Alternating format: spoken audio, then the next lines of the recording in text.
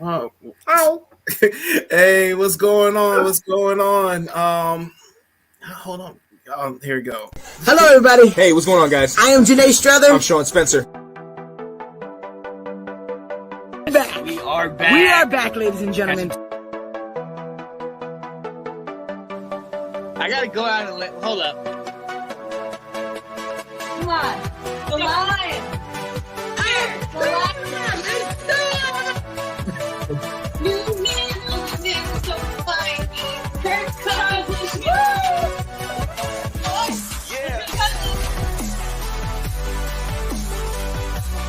All right. I am Janae Strother. I'm Sean Spencer. And this is Let's Talk Football.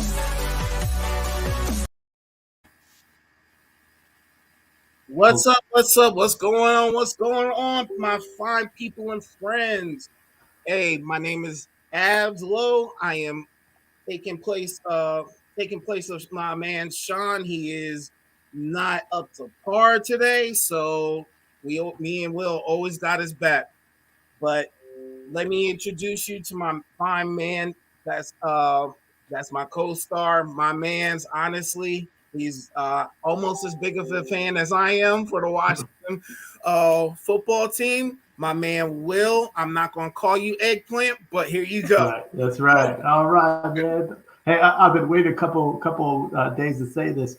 We're back. We're back. Let's go, baby. Let's go. Let's go. We are definitely back here. I'm trying to tell you, I am as hyped as can be. Hey, Anthony Handy, what's up, my homie? Me and him go way back. Definitely love that man like a brother. Bobby Wills, I go back with that man too. We played football together in high school ourselves. Thanks for the support, fellas. We appreciate it. Now, so I'm okay, guys. I need a little bit of patience here because I never controlled the controls before, so I'm definitely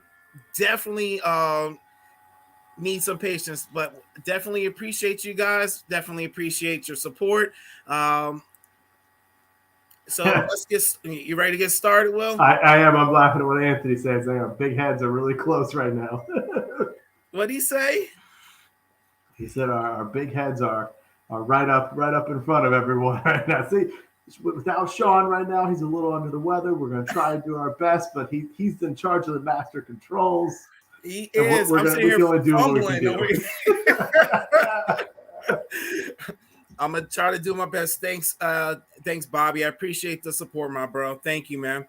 I'm sorry, guys. My kids are all over me right now. They want to say hi. Say hi. Hi. Hello. Get up there. Say hi. Okay. All right. So let's get started. I'm ready. You ready, Will? I'm ready. All right, bro. That's what's up. So we're gonna start today with a recap. I don't know, Will. I don't know if these people understand what kind of run we on, but when we win 2 straight games in a row, I'm throwing a party, man. I am excited. How you feel about this, bro? So excited. Come off the bye, playing well, winning games. Like, this is what we thought in September. Like, we thought this is not just the results, but like the play, the defense, the offense moving the ball. Like, this is what we thought our team was. And we had 8 games of like, what is this? You know? Right. So yeah, no, very excited right now. Very excited.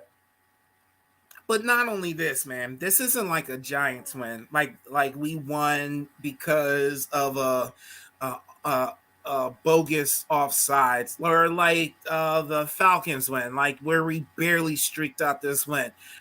We're beating these teams. Mm-hmm. Like we are thumping them, man. So I think there's something to say about that a little bit.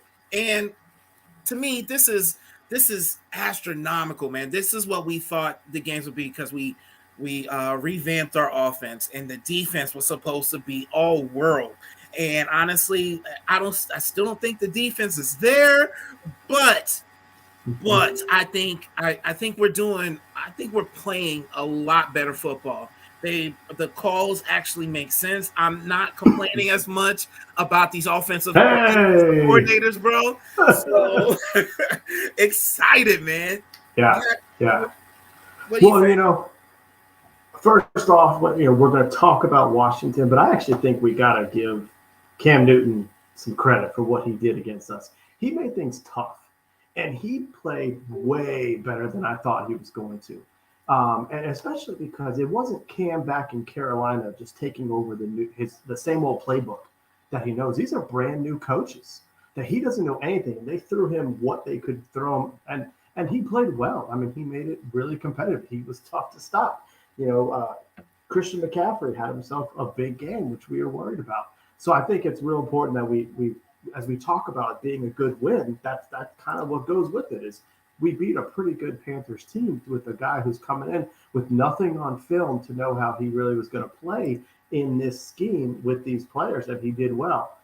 But we got to go to, like you said, we won this game.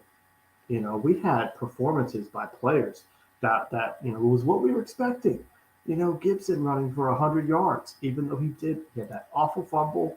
He got benched, but he responded. You've got McKissick who comes in here and just takes it right off from him. We have Jarrett Patterson keeping the things going.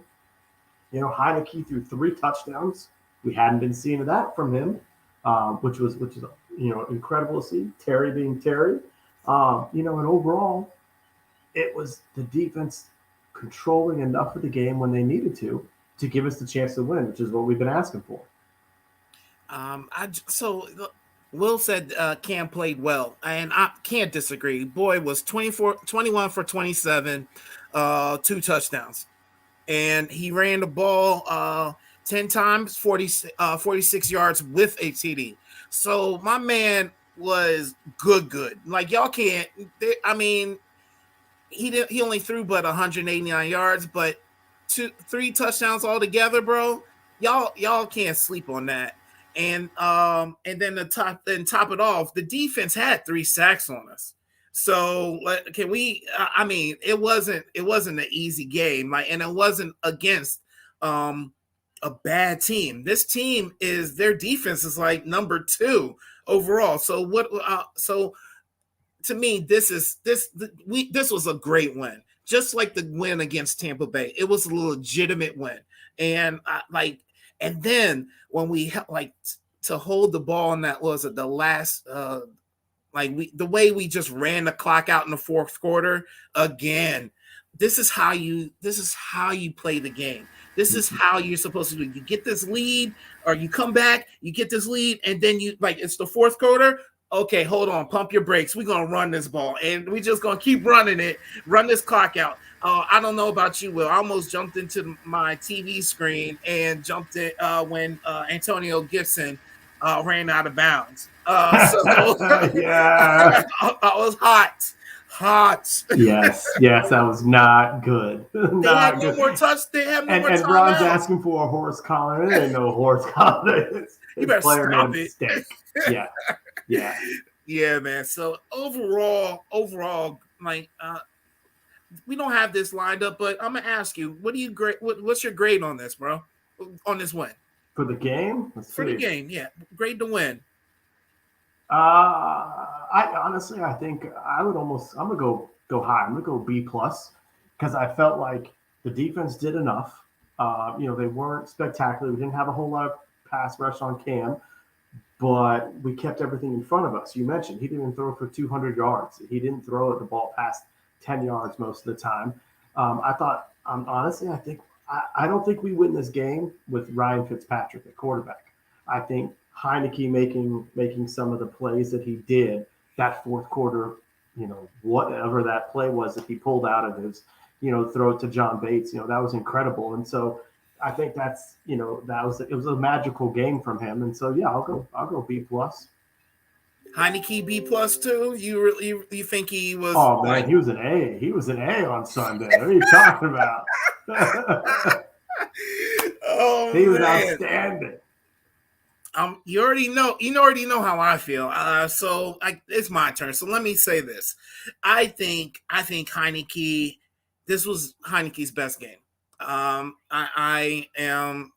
adamant when I say that this was probably his best game. It was a lot less less like F it, Terry's over there. Even though there was like one or two plays, it was like that. But it was a lot less throw it up. Terry's down there. And like I'm trying to tell you, like one thing about Taylor Heineke, I think he's slowly getting better. Like, and I know before I said that he's not our future quarterback, like he's not our future at quarterback, but I'm slowly warming up to this idea. Stop with your nostrils, bro. I'm trying to tell you. Don't say it. I'm like, I'm not playing with you. I'm not messing with you. I'm trying to tell you, like, I'm slowly warming up to this man.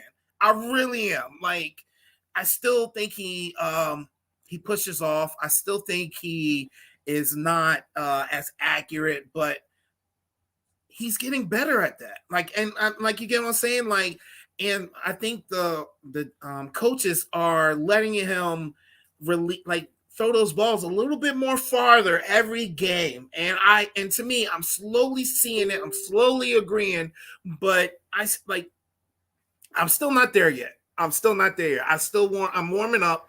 I am appreciating his game a lot more. But again, this man is all right. He's 16 for 22, 206 yards, 3 touchdowns. I cannot be mad at that. Not at all. That's sufficient. 16 for 22 out of a whole game, 6 incompletions, bro. That's great. And so I'm gonna be right there with you. B pluses for me. This was an all-out effort. Defense played all right, even though the only sack we got was on the last play. Last one. The last play. The one that counted. That's where it mattered the most.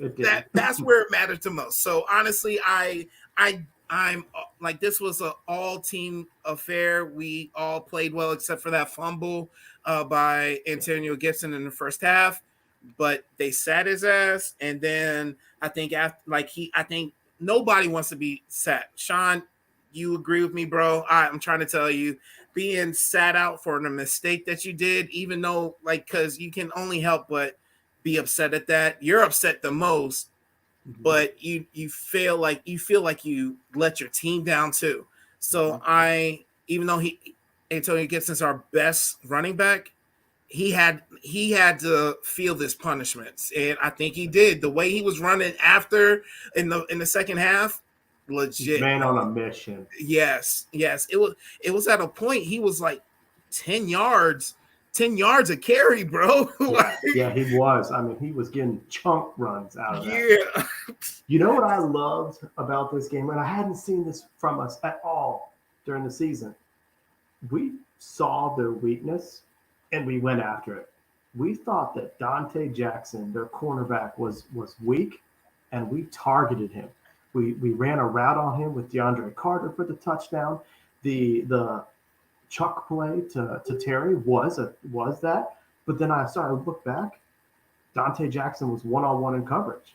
And Taylor and our coaches said, if I got Terry versus this guy, I'm going to take my chances, you know? And so it's like, it was kind of a bail me out Terry, play. But I think there was a little more behind it. I think it was. Thank you. It wasn't the Atlanta throw. Like that was terrible. But I think before I get into some of like we're going to talk offense, and I got some thoughts on Heineke. It's exactly kind of what you said. He's improving, and Ron has been saying, he's really inexperienced as a quarterback. This guy's a rookie. What if you take away the fact that he wasn't drafted? Okay. What if you took this guy as a rookie and a 3rd round pick? Would we be pretty happy about what's going on right now? I would think so, about his development. I think the fact that he's undrafted, it clouds our mind. It's like, this guy can't do it. He's not going to be a franchise. He's undrafted. It's not going to work. I'm not saying he's going to be Aaron Rodgers, but is he putting things together to show like he's capable? And I think we're seeing some progressions out of him. To me, I don't hate because he is undrafted, bro. I get what you're saying. I know a lot of fans that are skeptical because he doesn't have that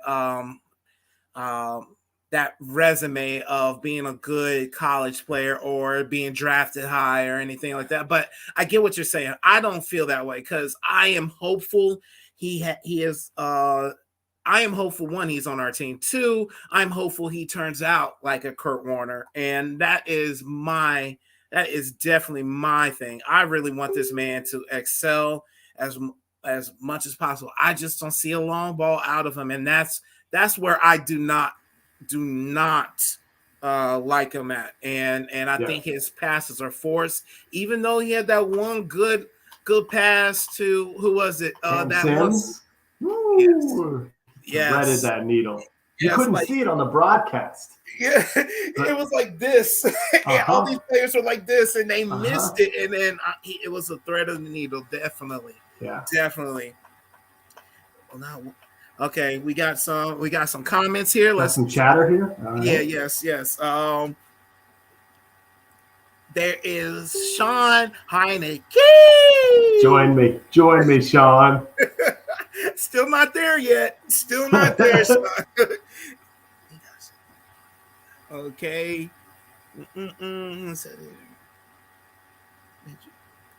Sean agrees with us. The benching was key. It showed accountability, and he proved himself when he came back. I'm trying to tell you, if it takes a benching for this boy to run 10 yards, y'all need to do it every game. Every game. But what, to me, why can't he do that any other damn time? He should be out of the, if he's able to do that in the second half, he should have been able to do that at the beginning of the first, in the beginning of the first, at the beginning of the game. So I don't know, man. That's just me. You should be able to do it from the jump if you're able to do it at halftime. Just saying. Yep. Okay. Daddy. Hold on, baby. What's up? What's up, Abs? Long time, my brother. Who is that? I can't. I'm sorry. Show up. Yeah, it does. It's on his face. What up, man? What up? I appreciate your support. Thank you so much. Tuning in. We're absent one of our main guys, but me and Will are doing our best to hold you down. So thank you for your support. Appreciate you. There you go. That's my son. He wanted me to do this, guys. Okay. My kids will drop in every now and again, guys. If you got a problem with it, tough shit, because they're a package deal with me, so I can't help it. Okay. So, that was Colin. What's up, Colin? What up, man? All right. Wait a minute. A couple of weeks ago, y'all gonna win all the world football challenges. What happened? Yo, stop trying to play us, Anthony, man. Who said that? I'm trying to tell you. I'm not saying I'm not going Dallas mode right now, but I did a few weeks ago. I did say it's very possible for us to win the second half of the season. It's very, very possible. We'll get into it a little bit more, but definitely very, very possible for us to run the table at the end of the year. He's talking about. So David said that Dallas is not going to win the Super Bowl anymore. That's what Anthony's saying. Oh, okay. Well, David wish-washy anyway. Why? Because he's a Dallas fan. So I'm not even going. The reality. We've been talking about this. David's like, he was excited in September. He was excited in October. All of a sudden, November came and he went, oh, what's happening here? And then now December's about to come, and it's the Dallas fans recognize, we peaked too early. That's what's happening. Yeah, you can't trust anything what a Dallas fan says or does or anything like that. So I don't even be thinking about them. They still crying over that pass interference that was called against them, bro. Stop. Anyway, I actually, you know what? I'm not gonna lie. I don't think face guarding is a penalty in the NFL. And I didn't really think he did a whole lot on that play. I actually had to give the Cowboys grounds credit. Really? That's what I get it. He didn't give the receiver that much of a chance to catch it, but I don't know. That was kind of a tough call for me. I was surprised. Not me, bro. You know why? Because he didn't even attempt to do anything he didn't attempt to do anything, make a play on the ball. He didn't try turning his head. He didn't even try putting his hand up. It would have been one thing. Like to me, as a cornerback, once you see this as he reaches up, thanks, baby. Once you see this as a cornerback, like that means no one wide receiver is going to do this until the ball's almost there. Mm-hmm. So once you see this, that's when you put your hands up. This dude continues to put his head right here, like that's a valid defense, bro. Yeah. Get out of here, man. So, but we're not even going to waste any more time on them bum ass Cowboys. Right. So we're talking about a team that's winning right now. You know what I'm saying? Not a team that's losing here. You ready to move on, Will? I am. Oh, okay, thank you, brother. So now, Will, you have to do it with me now that Sean's not here, okay? So now to the longest running segment of our show, we are at Like It, Love It, or Hated It. Oh, there you go, Will. Let me go, man. Like it, love it, or hate it. And honestly, I know I didn't do it as good as Sean, but y'all give me a break. I'm trying over here. So we're going to like it, love it, or hate it. What's up? You're doing great. Oh, bless you, bro. Bless you, bro. I'm doing it. I'm doing so great because you are here to help me and pick up where I am messing up at. So thank you, brother. All right. Hey, He's got a point. He's got a point. He got you talking Cowboys on our Washington show. It's okay. It's okay. All right. And then Sean's like, ha ha ha, bum ass Cowboys. I'm all about it. Okay, so like it, love it, or hate it, we're doing our thing. Longest running segment of Washington Football Weekly, but so we're going to get down to the nitty gritty on this. And our first subject is how like it, love it, or hate it. Defense without Chase Young. I'll start off with this. Mm-hmm. So we can only really judge the defense by what we've seen against Carolina. Carolina, I think they're still trying to figure out the offense with Cam Newton. And honestly, I like the way things were going. I think it's more has to do with the play calls that they were doing and less about Chase Young not being there. And to me, Chase Young, valid member of our team, and we've yet to see the impact of how him being injured for the rest of the season is going to affect us. So I can't really speak on whether I like it, love it, or hate it yet because of how, I mean, we did play awesome against Carolina, but again, I don't think that's a true standard on how our defense really is right now. Honestly, because we haven't even really been our true selves all year. So again, to me, I don't know. I can't say what I feel about this because it just, we don't know yet. What do you think, Will? So you're saying incomplete? That's your answer? Incomplete's my answer. Sean. So you bring up a great point. We have one game without him as all we have is a sample size. Now, in that game, we did not have nearly the pass rush or a pass rush threat that we used to have with Chase Young. They were not scared of James Smith-Williams and Casey Toohill as our bookends, and those guys didn't put a whole lot of pressure on Cam Newton. But what they did do is they stayed in their lane. And like that one was at the second to last play for the Panthers, Casey Toohill, instead of rushing the passer, he all of a sudden saw the play developing. He knew the ball was going to go to Christian McCaffrey, and he backed up and tried to play a little bit of coverage, which changed a little bit of the throw, and Cam Curl was able to cover the guy. So they played a little bit more, as Ron would call it, disciplined and not just always going after the quarterback. So I think that was helpful, but the lack of a pass rush is going to be concerning moving forward.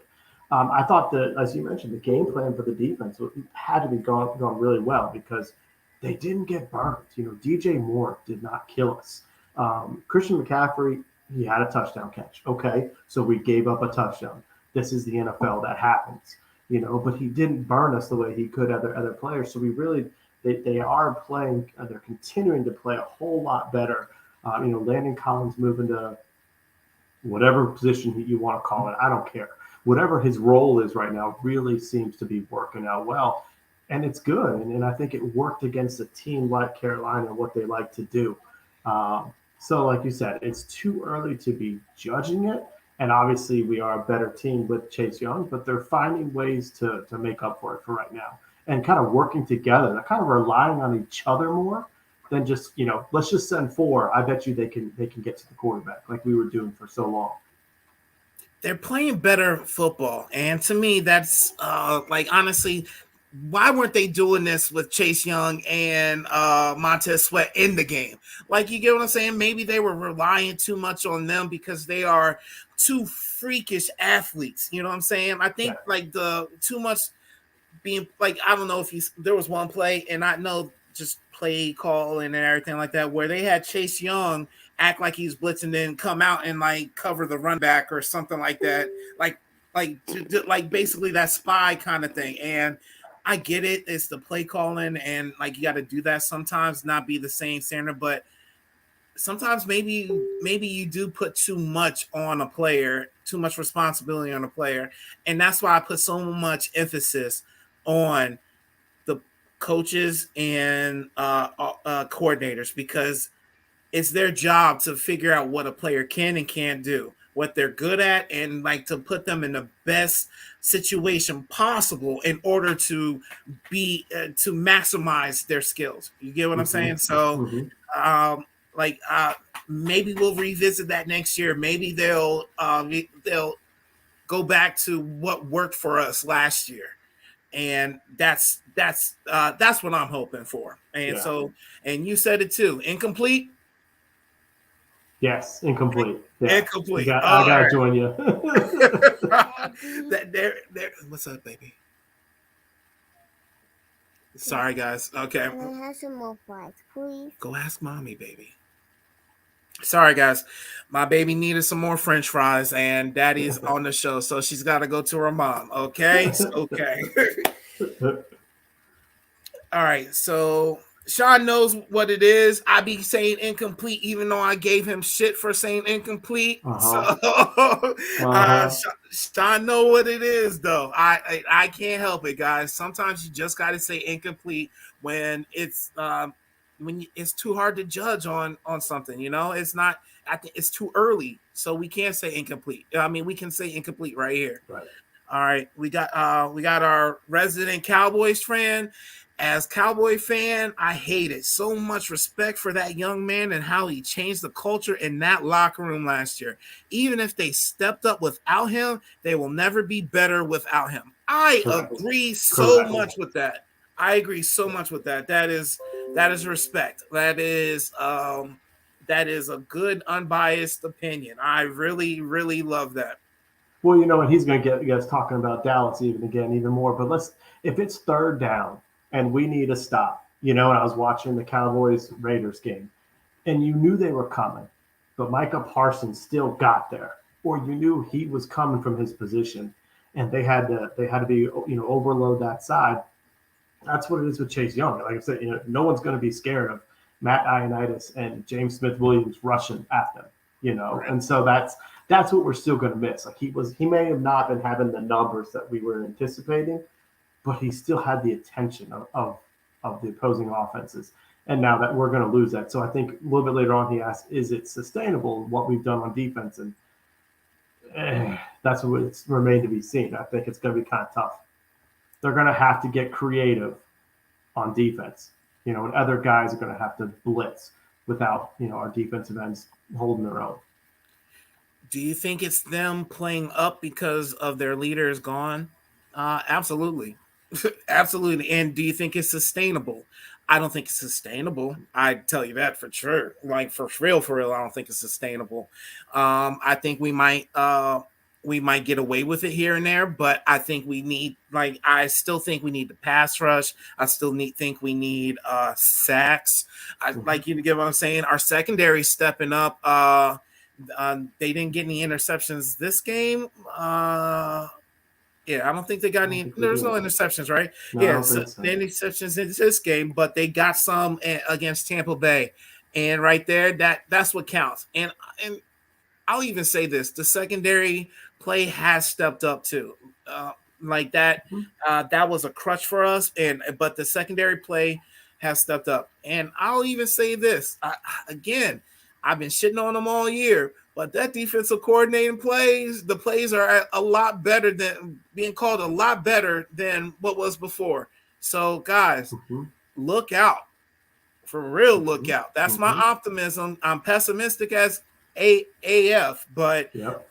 I'm trying to tell you, look out for this team. Like, you know what I'm saying? If we can continue to play like this, like a team, and actually actually play like an actual football team, actually play together, we might be able to run the table. And I said it, you heard it here first. I said it a few weeks ago. So there we go. I was the first one to say it. Damn it. So and I think that might segue perfectly into our next topic, doesn't it? I think it does. If I can find it. No. Our next one is remaining schedule. So yeah. Okay, well, you take the lead, right bro. into it. Yeah. I mean, we're talking about what's going to happen next, and our schedule, and with the NFC East and playoffs happening. Dallas, 2 L's in when you spell Dallas, 2 L's in the last 2 weeks for Dallas. They're not. I see what you did there. You can't spell Dallas without back-to-back losses. So, Dallas is kind of not peaking at the right time of the season. Philly, if it was a week ago, if it was before today, actually, since it's Sunday night and we just got a chance to see some games today, I would have told you that Philly is going to win the division. Philly's going to run away with this, and Philly's going to beat us twice because they're putting up 30, 40 points on everybody. And then what happened today? So Philly's kind of that team with this season where some games they're incredible. They look like Jalen Hurts is the real deal. These wide receivers are unstoppable. The defense is on lock. And then they play like they did today. And they've done it several times this year. To where this division race, like we said, like we thought when we started the season, it was going to come down to the very, very end. And that's what seems to be happening because tomorrow night's game is huge. After that, we go play the Raiders. We have a chance to go into divisional play at 6-6 and go take on Eagles twice, Cowboys twice, Giants. Are we really going to run the table? Is it realistic to think we can go 5-0 in all those division games? Probably not. But we're peaking at the right time. We're peaking in November, December, and that kind of is a staple of Ron Rivera's teams. They start slowly. Sometimes they have enough to make it, or you join the NFC East, where you're not up against the Falcons and Saints, who have already ran away with the division, and the NFC East is all kind of jumbled together, and it gives yourself a chance. I mean, look at that schedule you have up there. We got a chance to you win a majority of those. You're in the driver's seat for the division. We're sitting here thinking maybe we just got to look at the wild card. Right now we could be there's 2 spots available as of right now that we could snatch up, but the division we were talking pre-show, it's not out of the question. The way we're playing, this could be another one of those magical runs for Washington. Honestly, you nailed that right there, bro. I can't even really add much to that. Only thing I can say is the reason for skepticism, we have 2 more remaining primetime games, and I don't know the stat of it, but it's close damn zero. So like a 0 average on us winning primetime games. I think it's like 1 in the last 10 we may have won, and against Seattle, our arch nemesis, like that, like definitely puts a foot in our ass almost every single time we play them. So that is but that's skepticism. Like I'm trying to tell you, I don't like the game. It's from primetime 1, and then 2, it's against Seattle. Seattle always does us dirty, and yeah, I mean it. And then we have another primetime game against the Cowboys in Dallas.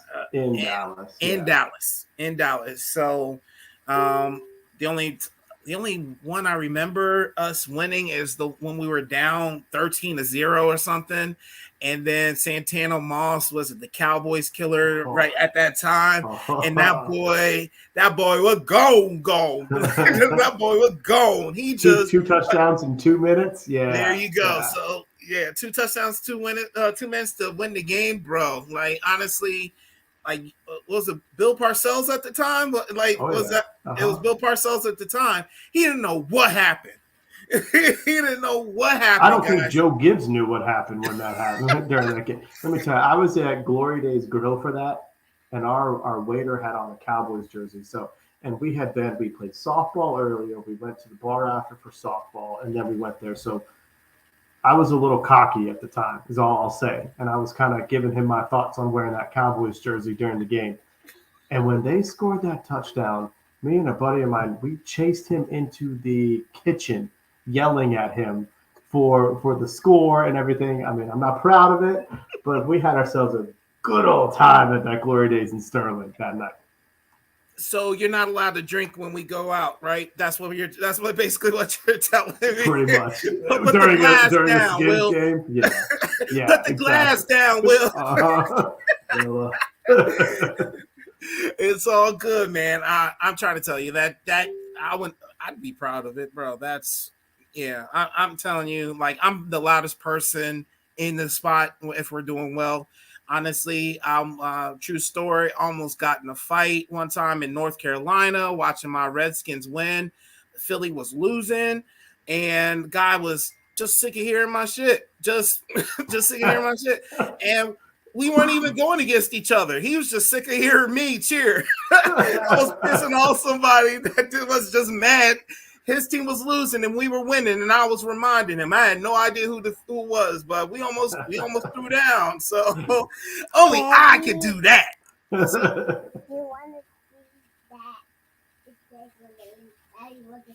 Baby, no, it's my name. That is, but Daddy's on the phone right now. Okay. Thank you, baby. But yeah, guys. So honestly, coming up, Seahawks, like that's what we're talking about. That's what that's the game. That's I think if we can get over this, then yeah, I think it's possible for us to run the table. More possible than impossible for me. Mm-hmm. So I'm trying to tell you guys, I'm calling it. Like honestly, I think we may not get the division, but definitely get a wild card. If just so you guys know, from what I'm telling you, I'm not talking out of my ass here. Today, San Francisco just beat Minnesota Vikings. We are right now number 12 in the division.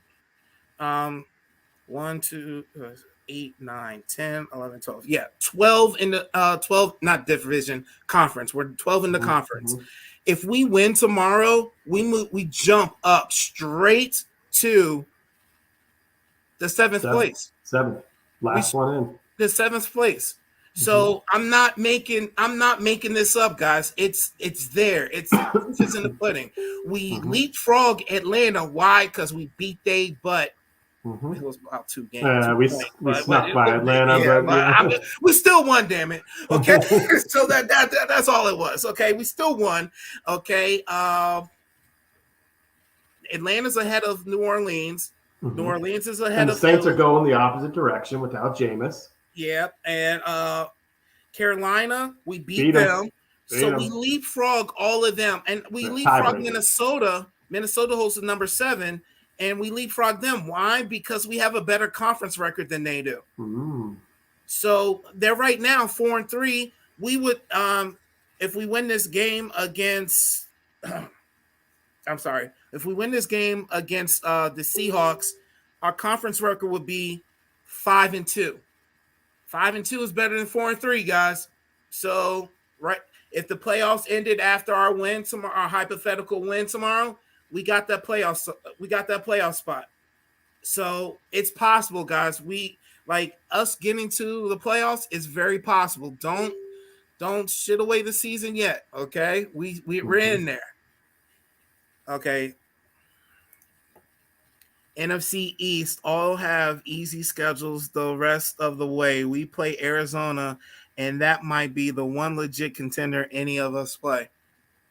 We don't go against Arizona. That's just y'all. Yeah. I think I saw Philly. Philly has a pretty easy route, minus all the division games. They've got whoever they play next isn't too difficult before they get going into it as well. Dallas plays New Orleans, I think, on Thursday, so that should be easy for them. So I think you're right with kind of saying our most likely route is going to be the wild card. But maybe it doesn't have to be the 7th. Maybe it could be the 6th. Ooh. San Francisco's in there, so they're I think they might stay ahead of us. San Francisco's playing really well right now, but the Rams just lost today. They're really struggling. You know, 2-3 weeks ago, you'd say Rams might be a Super Bowl contender, and now you're like, but they playing some ballers though, bro. Like, their schedule is not easy at all. Yeah. Philly's schedule is easy: Jets, Washington, Giants, Washington, Dallas. Yeah. So, I mean, they could win all those. Yeah. So I don't think they will. They're flip flop. Just like you said earlier, you don't know if you're going to get the good one or the bad one, and that's just like us. Especially the only legit games that we've played were the last 2. We look like straight JV for the first 8-9 weeks. So yes, yep. You don't know. And honestly, I'm just if we can stay playing the same football that we did the past 2 weeks, I'm just saying, just watch out. That's all. All right. We spent enough time on this. Stop wasting our time, David. You're getting us distracted. Okay, so let's move on. Let's move on to I just said it. The way we played the last 2 weeks is what everything is. If we can sustain that, then here we go. Like it, love it, or hate it. Offense in the last 2 weeks. Will, you go ahead, bro. What's on your mind? You have to love it, and I think a lot of it is happening with Heineke, and a little bit of what we talked about is he is an inexperienced quarterback, but it kind of seems like he's getting a chance to play and getting a chance to learn what he can and can't do really well, and same with the coaches. And Ron's been kind of talking about that. I'm wondering if, especially with the bye week and having half a season, if the coaches have kind of figured out, okay, this is how this is how we can operate our offense with him, just like they did with Alex Smith, and he's got a better arm than Alex Smith and way more mobility. But I think at the beginning of the year, as you mentioned, he was trying to do too much with his arm that he doesn't have. That Buffalo game, you think back to it, he was trying to throw to the sidelines from the other hash, and that is not his specialty. He can't be doing that. And I think they've kind of learned, okay, this is what you need to do. And they're working better routes for him. He's gotten pretty good at that sideline pass. They all run that out pattern, and he's gotten really well at doing it. They've done a lot of play action with him, which if our running game is going, and it has been, is going to make that even more of a weapon. And they're using him a lot more with runs, and that's just tailoring to what he can do. Also, we've been complaining about it prior to the bye week, and we're getting points in the red zone now. We're not just kicking field goals. We're scoring touchdowns. Last Sunday we scored 3 touchdowns with it. That's huge to be getting 7 versus 3 and moving things on. I still think he holds on to the ball too long. But I think he's learned that. We talked about. I think that they had 3 or 4 sacks. Carolina did. 2 of them could be on him. But we were talking earlier, and I think, like you mentioned, you start to see him beginning to progress. And I think he has been the key to the offense. And I started looking around the league, wondering, all right, so what is realistically, where is he at right now? And part of this is, okay, so I'm thinking if we're progressing, all right, I'm kind of forecasting way far ahead here. But if we're progressing towards making the playoffs again, whether we make the playoffs or not, we're picking somewhere in that 15 or even higher range. Right. How are we going to get a franchise quarterback if we're in the same spot we were last year? If we're picking 19th, how are you going? You're going to have to trade up and get rid of stuff. And Ron's already said that's not how he wants to build things. So you say, okay, so let me think here about with Taylor Heineke and where is he at in the league, or what can he become? And I don't think there's any way you can put him on par with your Patrick Mahomes, your Dax right now, your Tom Brady's. So there's about 10 to 12 quarterbacks that he will never be that range. All right, and there's a couple guys behind him I think that are better than him right now. You got your Ryan Tannehills. I'd say your Mac Jones already. Joe Burrow, where he's not there yet, but does he have to be that far off from what they are? And I think you kind of look at who is he along with? Baker Mayfield, Teddy Bridgewater, Jalen Hurts, Jameis Winston, Kirk Cousins, Jared Goff. They're all capable quarterbacks. And is he progressing to the point where he can stay with them, or even move up to that other tier of like good quarterbacks?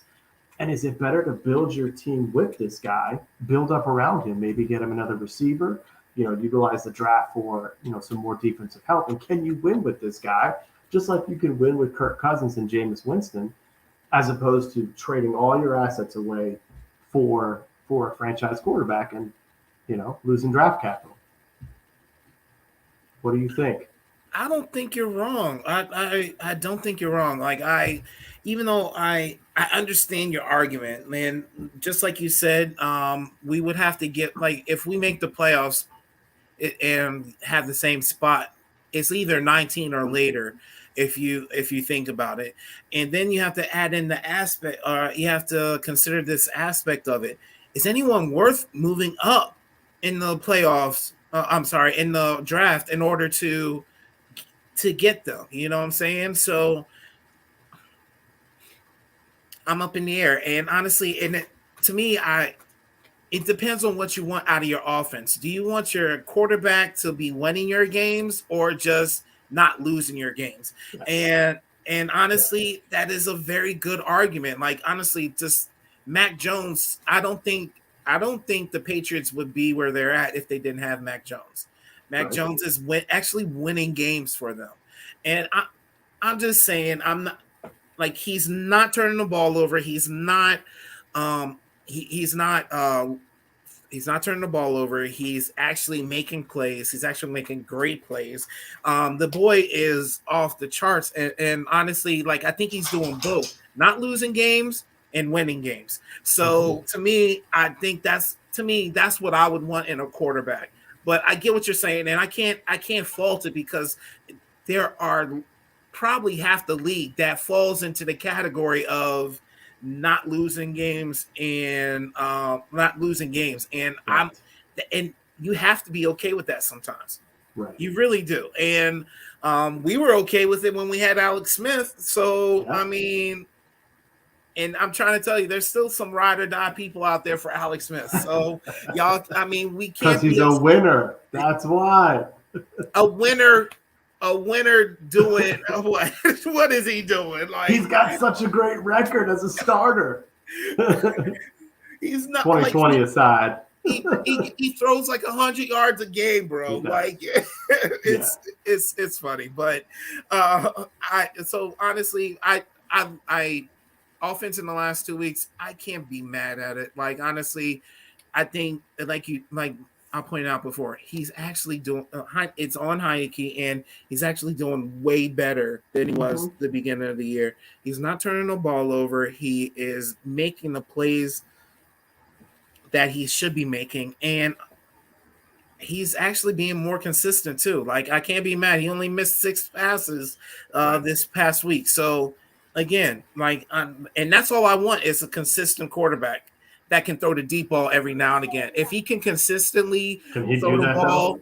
ball, Can he throw the deep ball? if he consistently throw the deep ball accurately, honestly, I would not have a problem with this man. I just don't think he can. I think That's it's what, yeah. fair grabs every single time he throws more than 15, 20 yards. I really do. Yeah. I don't like it 50-50 when you got to throw the ball deeper. You get what I'm saying? Like I don't like that. But his deeper passes look more accurate.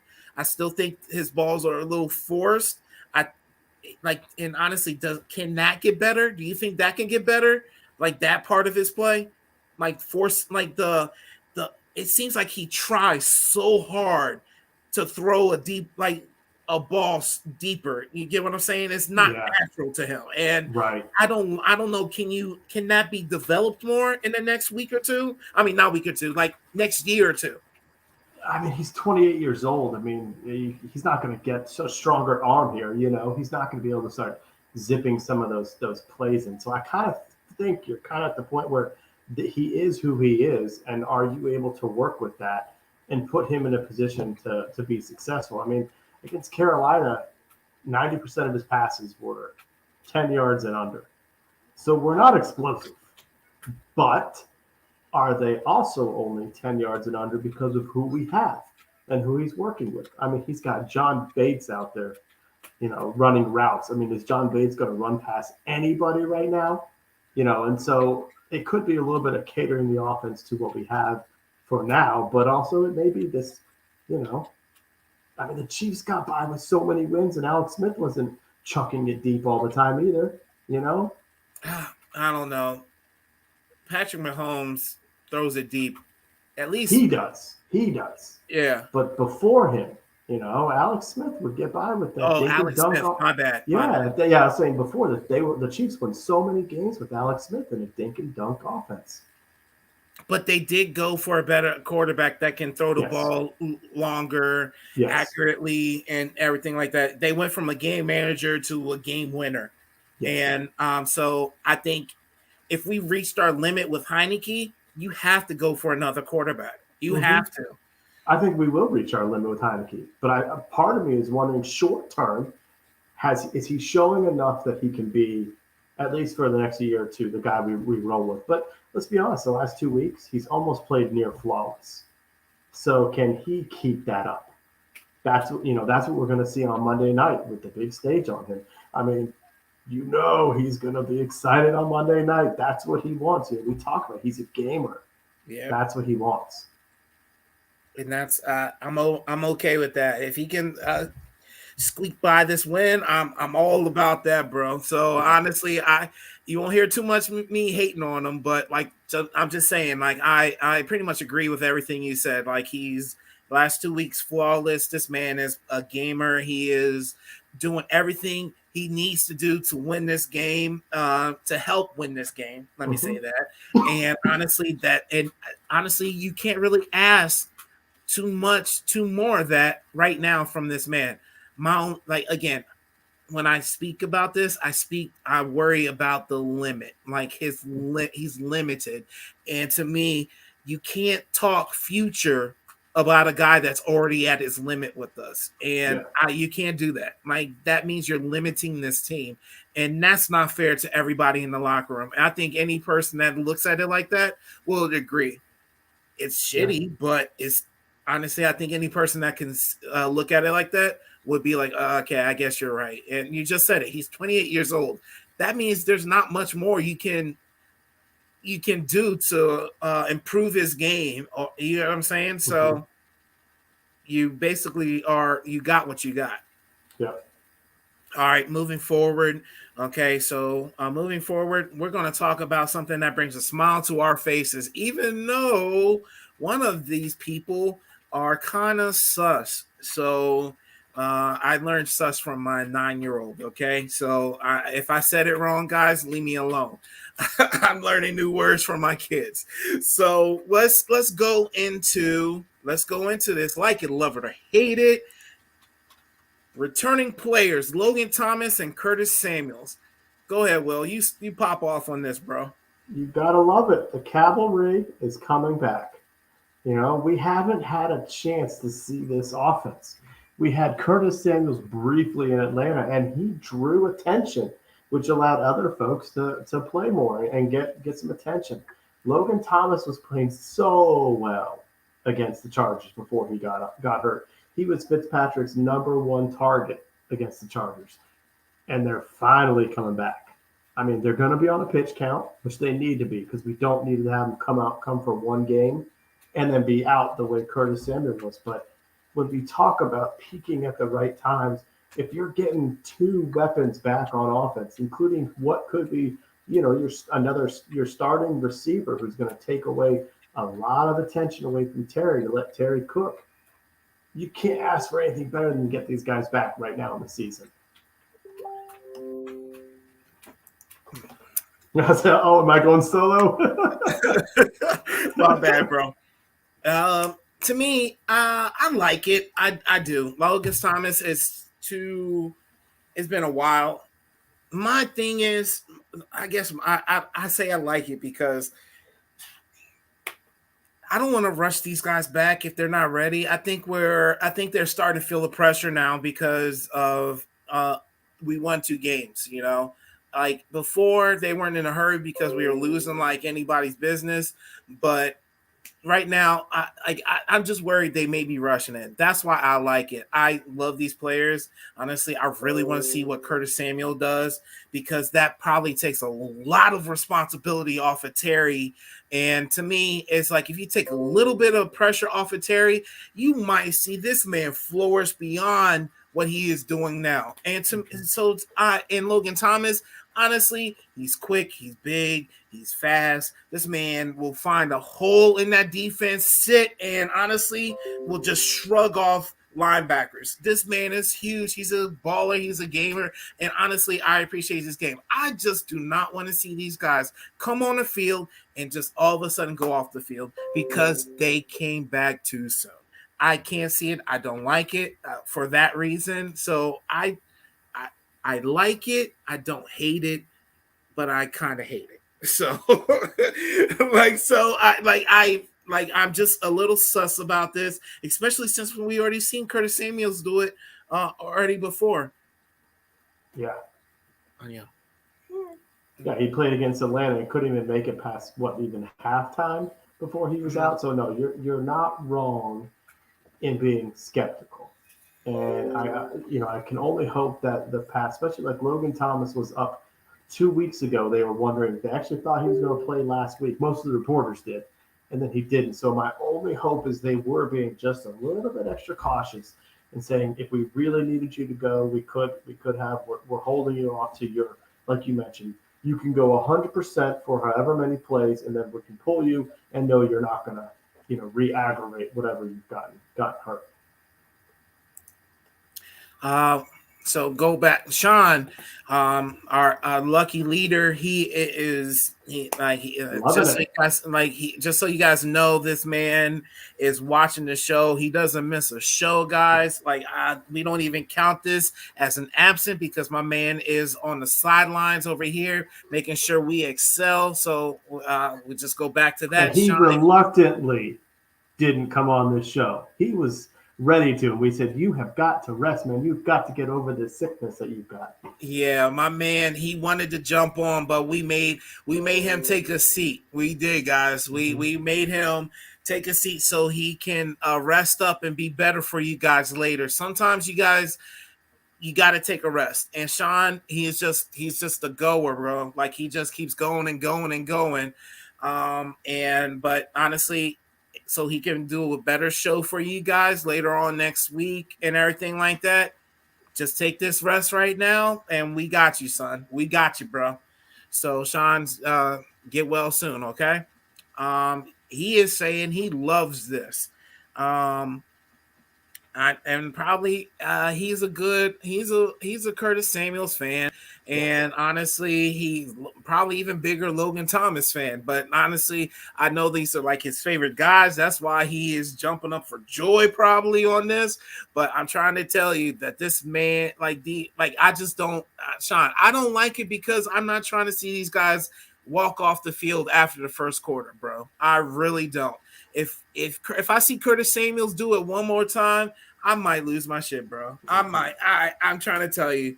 I already think he's softer than baby shit, so I don't even know why. Like this is even a conversation, bro. Like so, if he wasn't ready last week, what makes him ready now?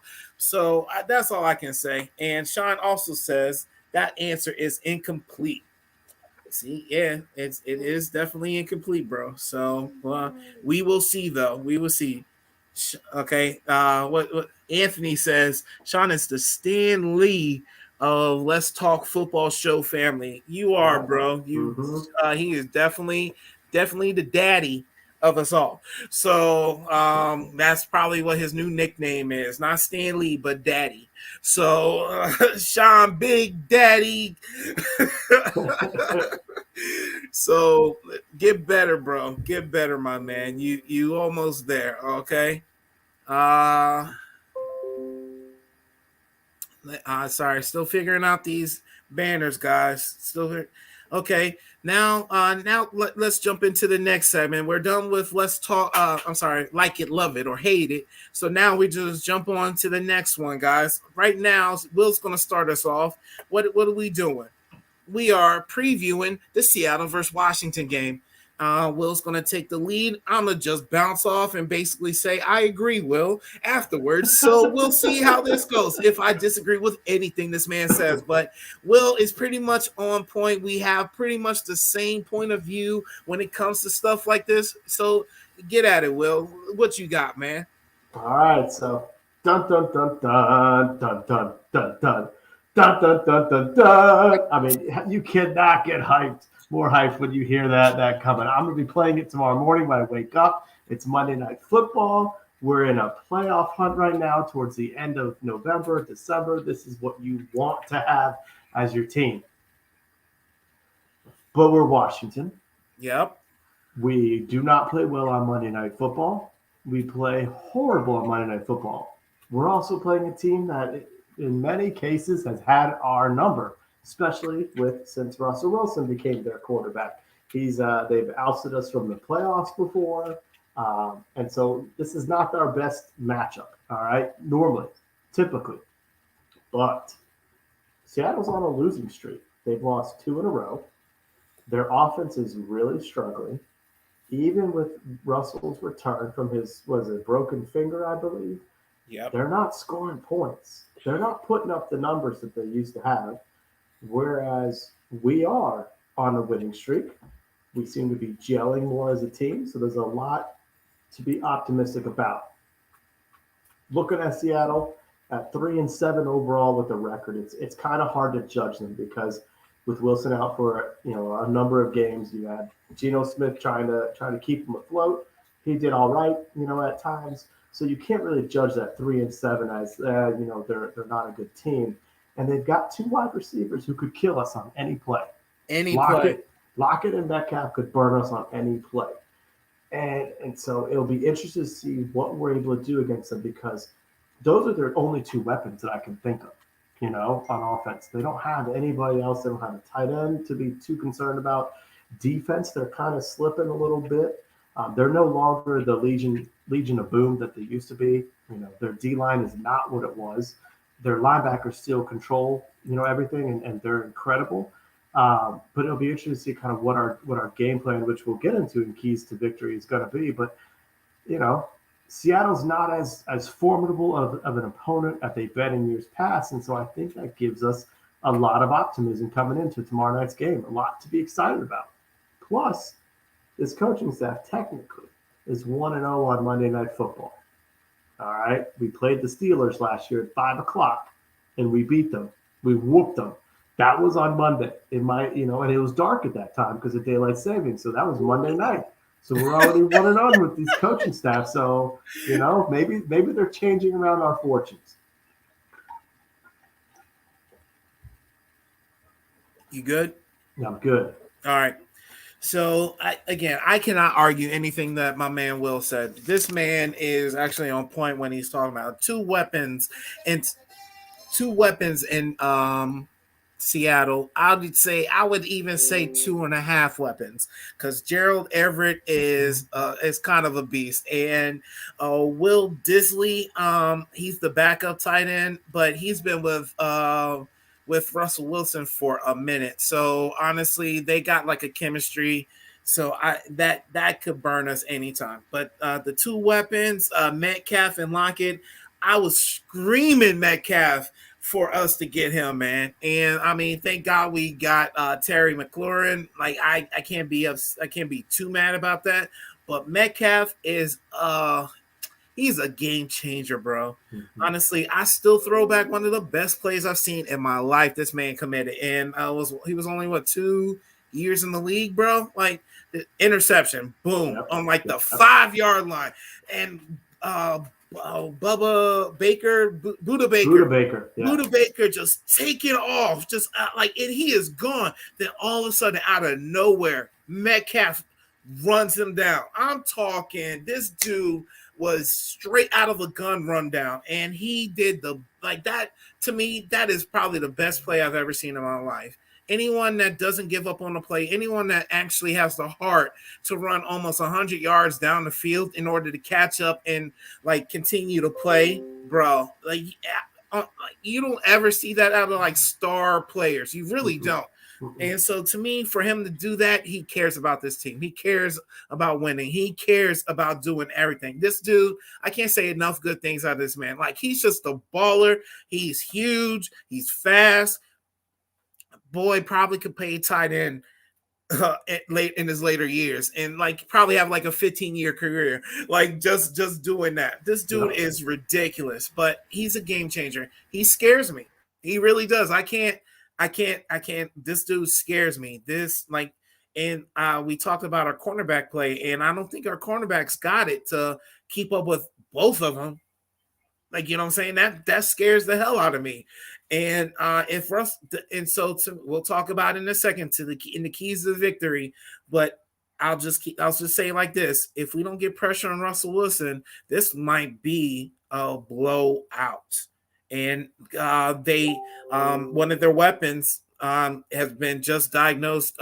He just got sent to the IR. Is Chris Carson?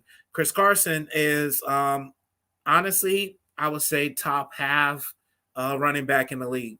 Definitely top 15, top 16 running back in the league. If not top 10, guys. This dude is a monster, and he's injured. So that does something to their squad, and they don't really have a good running back after that. So this Seattle team is bruised up. We just got to make sure that we really don't ease up on them, because it's possible that they could run the table on us.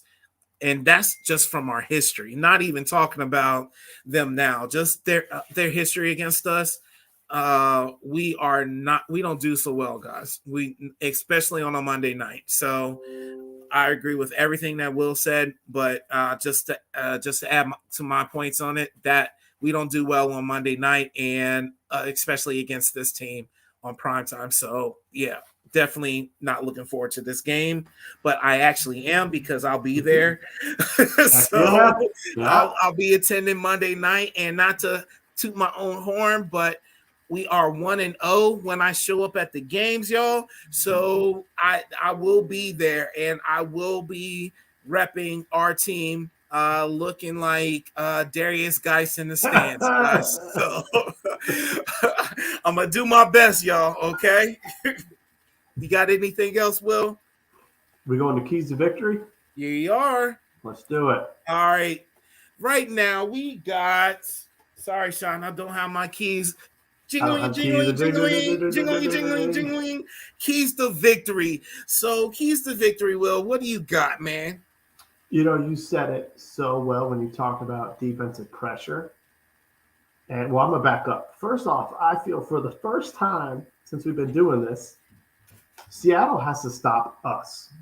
I think we've got what it takes to stop them, but they need to stop our running game. They need to stop our passing game the way it's been rolling, especially with some of these new guys. I think if we just keep our script going, which is we're kind of building through the running game and letting that develop and open up everything in the pass game, we will be all right. The defense is playing well.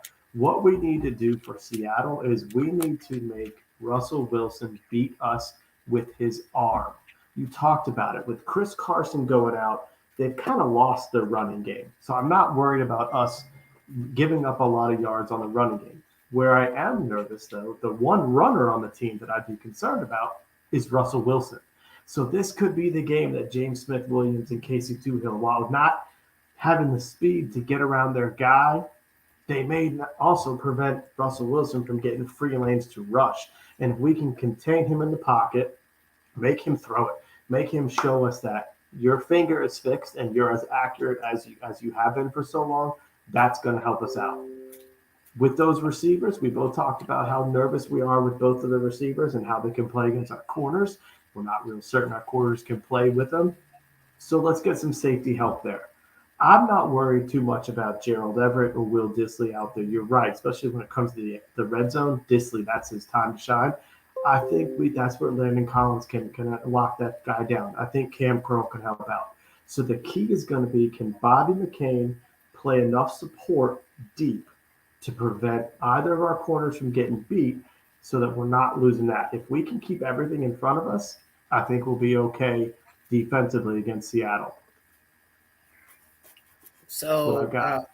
I'm sorry. I said that's what I got. All right. So my keys to victory is we got to stop Russell Wilson before there's even I think, like I said earlier, pressure on Russell Wilson. Like, to me, I don't think we get enough pressure on these quarterbacks. I think we did very well against Cam Newton. That's because he's like a runner first type of quarterback. So I think we were able to do well with that. I honestly, I think we just need to get pressure on Russell Wilson. I think these wide receivers are going to be open all day. So to me is, can we get to Russell Wilson within a second, like 2 seconds? Like, you get what I'm saying? Like, I think his quick release, if he gets quick releases, then that's going to be issue for us. If they I think Tyler Lockett and Metcalf, after the catch yardage, they going, we have to make sure that that's not a lot, and we make sure that they catch the ball, tackle them right away, because they will light us up yards after catch. And to me, so pressure on Russell Wilson, get more sacks, please, you know what I'm saying? Get more sacks. There's not a reason why we shouldn't be able to get more sacks. I think their offensive line is beat up. So, yeah, there's no reason why we should not get pressure on Russell Wilson or get more sacks. We need more than 2 sacks. I'll say that. We'll need more than 2 sacks, pressure on Russell Wilson, and get the yards after catch, make sure that is down. Honestly, I want to see a kickoff return, bro. I really do. I think, and to me, you said they have to stop us. I think that's true, but we can't make this a ball game. We can't be like, oh, we're going to continue running the ball because we're up 14-0. You get what I'm saying? We got to attack, bro, until we're in the fourth quarter and we're up by 20 or something. We need to just keep our foot on the gas. And if we're getting easy touchdowns, great, but keep doing it. Literally keep attacking these guys. No mercy type thing. I haven't seen that out of us in a long time. And to me, I think Russell Wilson, they have the means to come back on us if we don't do that. So foot on the gas, pressure on Russell Wilson, and yards after catch as minimal as possible. I like it. All right. Let's go predictions. What's your prediction, bro? So, we've been talking about our boy. He's a gamer. This is Monday Night Football. The lights are on. This is your chance to shine. finally, for once, when they did a Right. preview, they said it's Russell Wilson and DK Metcalf versus Taylor Heineke and Terry McLaurin. Oh, So wow. let's see him. Let's show him to the world who we got. I think Heineke's going to have himself a day. I think he's going to show out to more people, being like, this guy can play a little bit. And when we score more than 25 points, we're in a good position. I think I'm going Washington 27, Seattle 19. I like it. I like it. You got us winning. I will say 35 because I think if we get to, like you said, if we get high points, then it's more likely we will win. So I'm going to go 31 21 Redskins or Washington. Yep. Say it, Redskins. 31-21 Washington. That's where we at, guys. That's my prediction. So and just so you guys know that I am usually a pessimistic when it comes to stuff like this, but I'm liking the way we play, guys. Yeah. I'm liking the way we play. So we got one more prediction to put in there. You see? Gotcha. I'm tracking. Yeah. Sean, so Anthony said that Metcalf play was almost like Darryl Green walk down of Tony Dorsett. Mm-hmm. Very familiar. Very, very, very much, bro. My man Sean, bless his soul, he's still trucking with us, guys. Sean this is his prediction. Washington 35-17. My man. So that's 3 people. Yeah, we're feeling good about Monday's game. I like to go party. Go upstairs, baby. 35-17. Sean's that's all 3 of us got Washington winning. So let's go, guys. Let's go. Yeah. All right. We're coming to the end, guys. We're getting down to the end of the show. We got one more thing to go over. I usually Sean he would display our rankings for fantasy football. But I'm gonna pull it up. I'm sorry I can't show it to you guys right now, but we're gonna talk about it. So no worries at all.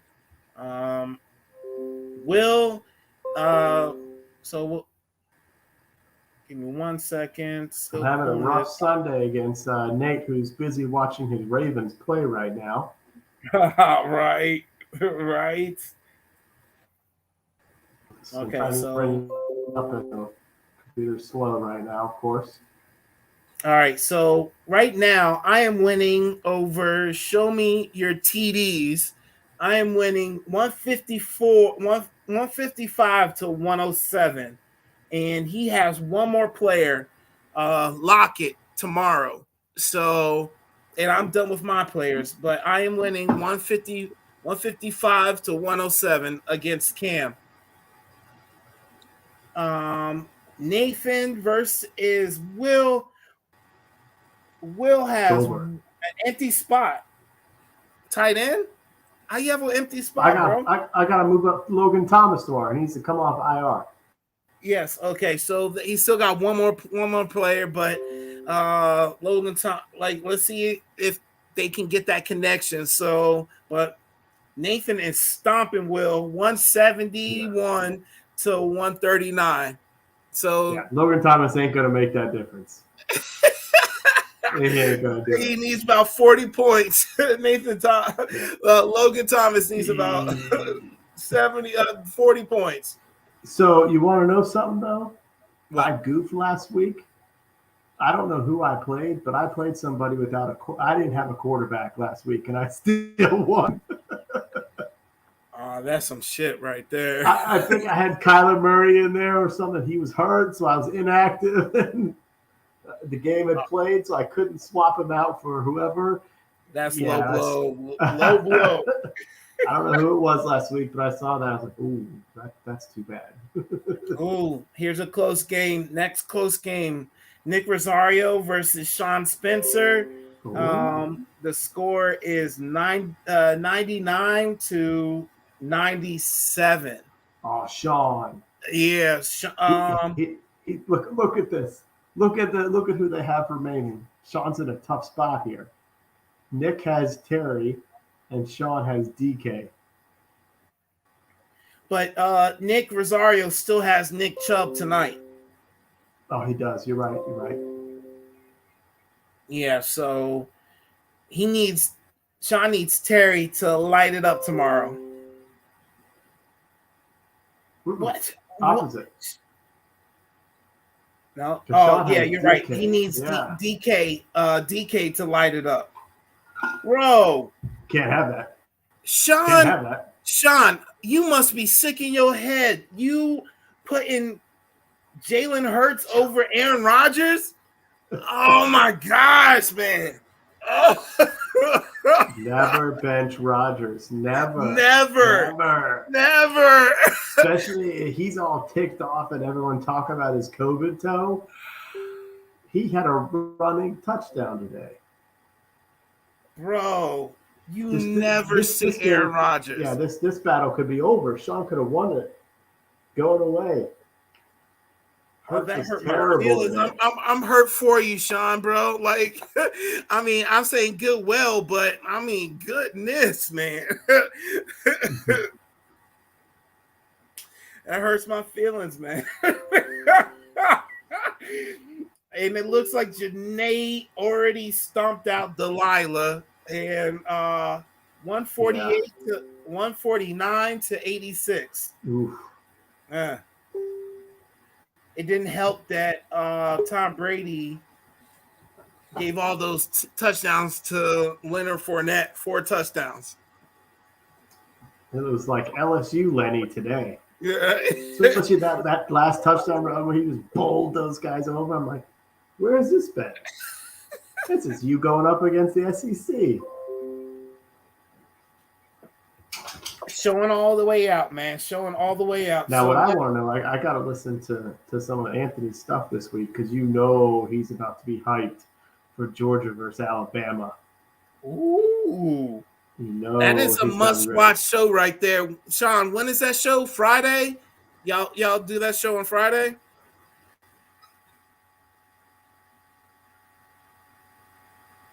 See if he can We're respond. waiting for a response for Sean. Yeah. Okay, so I think Sean does a show with Anthony, College Talk, Let's Talk Football College, and they have a great show going. He says it's on Mondays and Thursdays. So Sean, do you sleep? Right. Sean be doing everything, guys. 6 p.m. That's what it said. This week in SEC. Okay, 6 p.m. in SEC. All right. So y'all make sure you go check out Sean's show. Let's Talk Football College and NCAA. Like, so make sure y'all do that. All right. Just real quick, want to go over the standings and then we can call it a wrap, Will. All right. Okay. All right.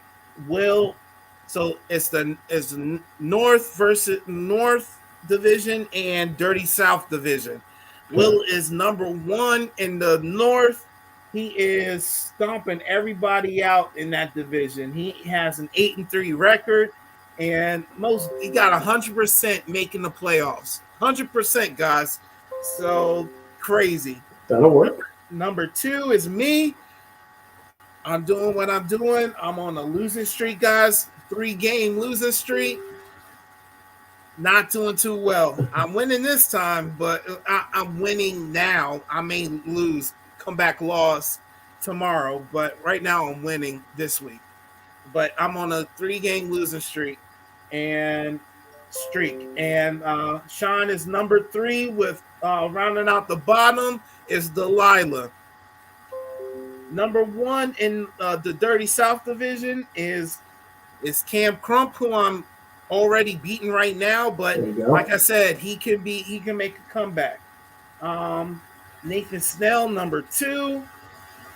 We got Janae, co-host of Let's Talk Football. She is number 3. And Nick Rosario, rounding out the bottom, is Nick Rosario. There we go. All right. So guys, there we go. Will, do you have anything else to bless these fine people with? No, we just, we appreciate the patience. And Sean, please hope you start feeling better, man. We need you back with us, and I'm sure your girl wants her old Sean back. No more sick Sean in that household. Right. That's been a long time you've been out. Yeah, just to jump on what Will said. Thanks, Sean. Honestly, you need to get better, bro. We appreciate you. We miss you. Thanks for holding us down in the comments, holding us down, helping us figure some of this stuff out. Like, honestly, you are a great man, bro. Like, so we follow you when you do this. You are the hostess with the mostest. So, like, honestly, get better soon so you can come back. Like, honestly, you're a great man for doing all this button pushing to make this show go on. You know what I'm saying? So keep it up, man. Get better soon, and we'll talk later, bro. Okay? So get better, bro. I am Abs Low, and honestly, my man Will Kramer. Not gonna say that eggplant part. So this is us. Here we are. Let's see. Hold on. I'm trying to figure out these banners. How to close us out. Give me 1 second, okay? So, Brand. There you go. All right.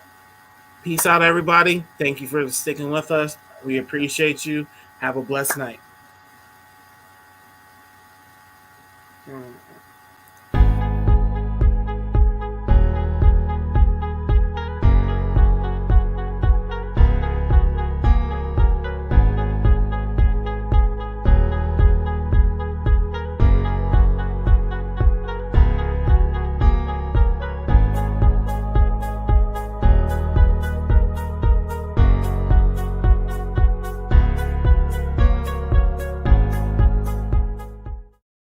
Hello, everybody. Hey, what's going on, guys? I am Janae Strother. I'm Sean Spencer. We are back. We are back, ladies and gentlemen. I gotta go out and hold up. Come on. The lion. Here. The lion. New man. So fine. Kirk Cousins.